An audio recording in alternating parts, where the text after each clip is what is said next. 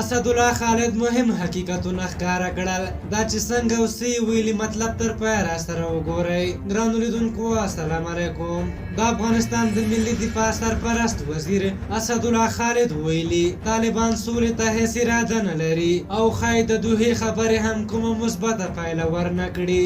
اسدالله خالد چې پرون یې ولسي جرګې نه د رایې اخیستلو په خاطر خپل راتلونکي پلانونه تشریح کول وویل د دې پر ځای چې د بین الافغاني خبرو له پیلېدو سره طالبانو تاوتریخوالی کم کړی وای لا یې پسې زیات کړی. نوموړي زیاته کړه طالبانو غوښتل کندوز، غزني، اروزګان او فراه ولایتونه سقوط کړي، خو د افغان ځواکونو له سخت مقاومت سره مخامخ او مات شول. د هغه په خبره طالبانو په هلمند او کندهار ولایتونو کې په دې وروستیو کې جګړې زیاتې کړې چې د افغان ځواکونو لخوا ورته درنه مرګ ژوبله اوښتې او ماتې خوړلې ده. د ملي دفاع سرپرست زیاتوي د طالبانو د تاوتریخوالي له زیاتېدو داسې ښکاري چې دغه ډله او د دوی سیمه ییز او نړیوال ملاتړي د سولې لپاره هیڅ اراده نه لري. نو ډاډه نه دی چې د سولې خبرې د کومه پایله ولري. اسدالله خالد د خپلو خبرو پر دوام وویل طالبان لا هم په کوټه، میرانشاه، کراچۍ، لاهور او پنډۍ کې مرکزونه کورونه لري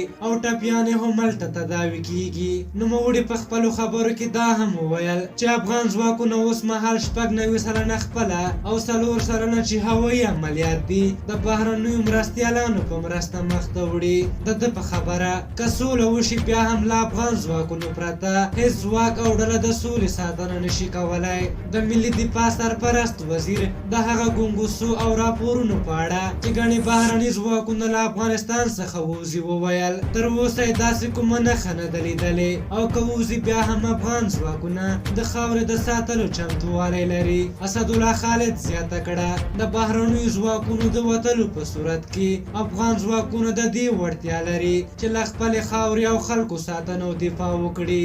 دغه راز اسدالله خالد وویل که د سولې خبرې نه وای سږ به طالبان لا ځپلي وو او نظامي پرمختګ به یې کړی و. په هر حال تاسو د اسدالله خالد د دغه خبرو په هکله څه نظر لرئ؟ خپل نظرونه مو راته په کمنټ کې ولیکئ. که زموږ ویډیو مو خوښه شوې وي ضروري لایک کړئ. تر بلې ویډیو مو په لویه بخښونکي خدای سپارم. د الله په امان.